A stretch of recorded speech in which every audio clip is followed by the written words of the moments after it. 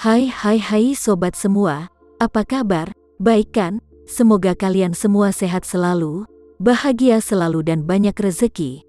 Kali ini Mimin mau melanjutkan cerita dari novel Menantu yang Diremehkan.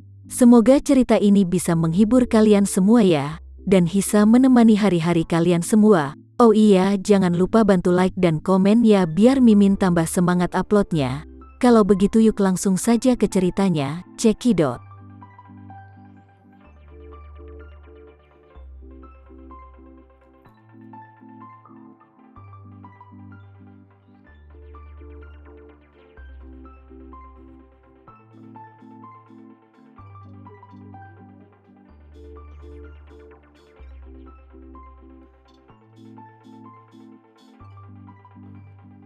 Jevi Sucipto ragu-ragu dan berkata, Ibu mungkin ingin santai, aku tidak tahu juga detailnya. Ekspresi Zain Sucipto sangat jelek. Dia tahu betul mengapa Lina Hadid ingin pergi ke Jakarta. Dia mengertakkan gigi dan berpikir, Jakarta adalah tempat di mana Cahya Renza meninggal saat itu. Dia telah tinggal bersama Cahya Renza selama bertahun-tahun. Ide untuk pergi ke Jakarta tidak boleh ada untuk 1 atau 2 hari. Di sini baru saja mengatakan untuk menceraikanku, maka dia akan segera pergi ke Jakarta. Lina Hadid, kamu terlalu berlebihan. Di matamu, apakah kamu sama sekali tidak sedikit pun menghormatiku? Hari ini, baru saja diketahui bahwa aku memiliki anak perempuan tidak sah di luar pernikahan. Besok Lina Hadid akan pergi ke Jakarta untuk mengenang Cahya Renza. Jika ini diberitahukan, di mana aku akan meletakkan harga diriku? Memikirkan hal ini, Zain Sucipto sangat membencinya. Melihat ekspresi Zain Sucipto yang sangat jelek, Jevi Sucipto tahu bahwa dia telah mengatakan sesuatu yang salah, dan buru-buru mengganti topik pembicaraan. Kapan kamu akan pergi, Ayah? Aku akan mengantarmu. Zain Sucipto dengan paksa menenangkan pikirannya, menarik kembali pikirannya, dan berkata kepada Jevi, aku harus pergi dalam 10 menit ke depan. Kali ini aku diatur oleh kakekmu untuk pergi ke Australia. Paman keduamu yang sering mencoba menyingkirkanku. Selama ketidakhadiranku, kamu dan Ayu harus sangat berhati-hati dengannya.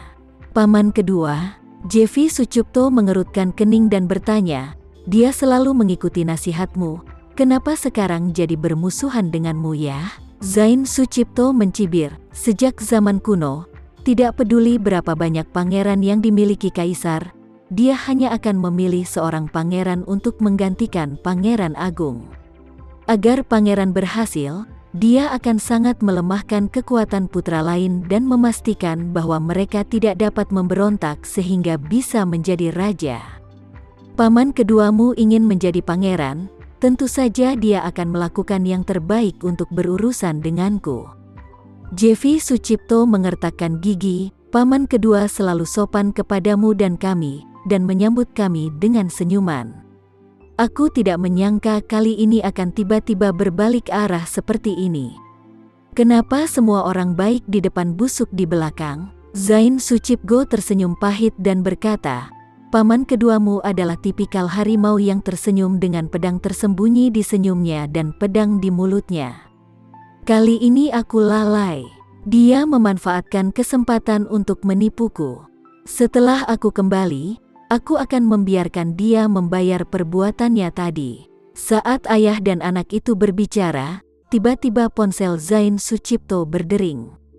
Layar menunjukkan bahwa saudara keduanya, Surya Sucipto, yang menelepon.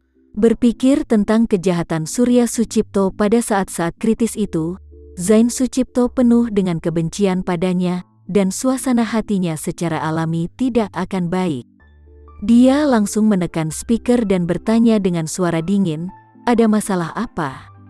Surya Sucipto tersenyum dan berkata, saudaraku, mobilnya sudah siap dan pesawatnya sudah siap. Saatnya mengantarmu ke bandara. Zain Sucipto mengertakkan gigi dan berkata dengan dingin, oke, aku akan mengatakan beberapa kata kepada Jevi, dan aku akan segera turun sebentar lagi. Surya Sucipto buru-buru berkata, Saudaraku, jangan tunda lagi. Tuan tua itu masih menungguku untuk melapor kembali. Maksudnya adalah kamu harus pergi secepat mungkin, lebih cepat lebih baik. Zain Sucipto hanya bisa menahan amarahnya dan berkata, "Oke, aku akan berada di sini dalam 5 menit, baiklah kakak."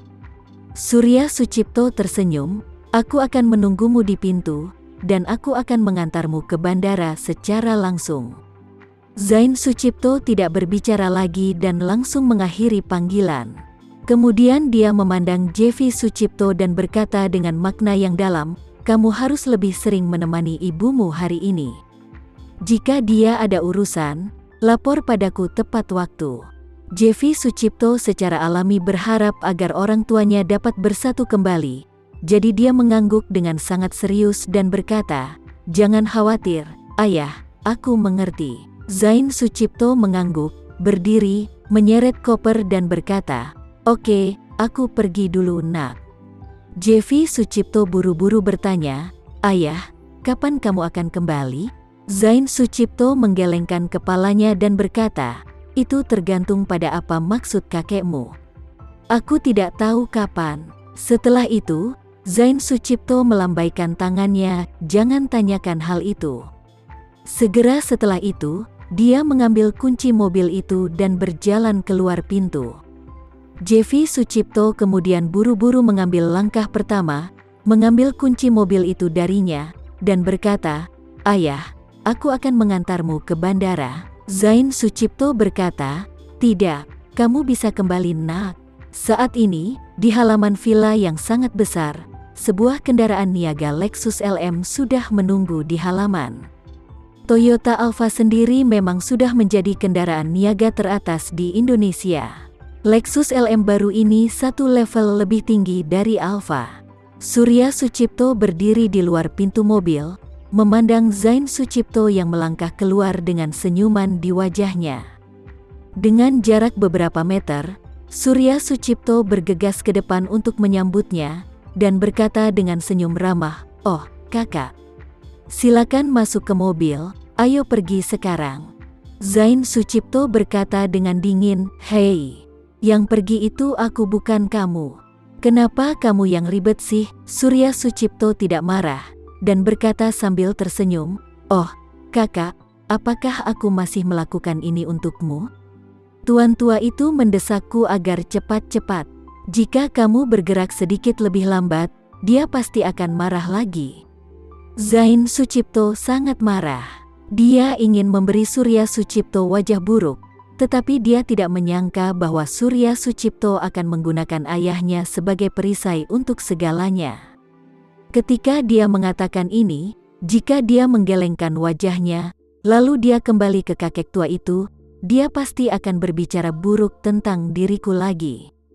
Dalam keputusasaan, Zain Sucipto hanya bisa menahan amarahnya, dan berkata, "Karena ayah memerintahkannya, cepat pergi." Setelah berbicara, dia meminta sopir untuk mengambil koper dari Jevi Sucipto dan menaruhnya di belakang kendaraan komersial, dan berkata kepada Jevi Sucipto, "Jevi, jaga ibu dan adikmu." Jevi Sucipto buru-buru berkata, "Baik ayah, jangan khawatir. Dan pastikan ayah tetap sehat di sana." Zain Sucipto tidak mengucapkan sepatah kata pun, melangkah ke bagian belakang mobil komersial, melambai ke Jevi Sucipto, memberi isyarat kepadanya untuk kembali. Surya Sucipto tersenyum dan duduk di samping Zain Sucipto, dan berkata kepada Jevi Sucipto, "Jika kamu sudah selesai, kembali dan istirahat. Aku akan mengantar ayahmu naik pesawat dan pergi." Setelah berbicara, dia menginstruksikan pengemudi, "Oke, cepat jalan." Pengemudi segera menyalakan mobil dan pergi. Jevi Sucipto sangat kecewa saat melihat kendaraan niaga itu meninggalkan halaman villa. Malam ini hampir lebih sulit daripada malam ketika dia dan Ayu Sucipto diculik. Saat itu, dia dan Ayu Sucipto hanya menghadapi bahaya bagi hidup mereka. Namun malam ini, ia mengalami sederet perubahan seperti ayahnya dihadapkan pada anak haram, hubungan orang tuanya berubah, ayahnya langsung kehilangan kekuasaan, dan ayahnya juga dikirim ke Australia. Ia tidak hanya mengkhawatirkan perasaan orang tuanya, mengkhawatirkan masa depan ayahnya, tetapi juga mengkhawatirkan masa depannya. Sebelum malam ini, ayahku adalah pewaris tahta berikutnya dari seluruh keluarga Sucipio. Dan dia secara alami adalah pewaris generasi berikutnya. Namun, perubahan malam ini telah mengubah segalanya. Ayah telah kehilangan dukungan dan kepercayaan kakek. Jika dia kehilangan kekuatannya dan gagal pulih, masa depannya akan suram. Jika dia membiarkan paman kedua Surya Sucipto menjadi pewaris, dia bahkan tidak akan punya kesempatan. Jevi Sucipto yang cemas kembali ke ruang belajar adiknya dengan putus asa.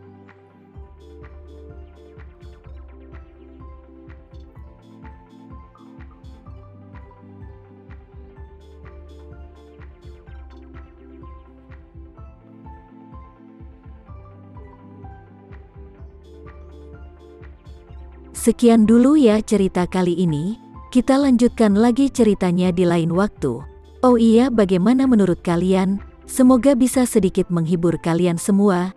Jangan lupa like, share dan komen ya. Untuk teman-teman yang baru nonton, jangan lupa subscribe-nya. Hehehe. Kalau ada teman-teman yang ingin gabung langganan bisa langsung gabung saja untuk dapat fitur yang menarik dan sedikit membantu Mimin. Terima kasih sudah menonton. Sampai jumpa lagi. Bye bye bye.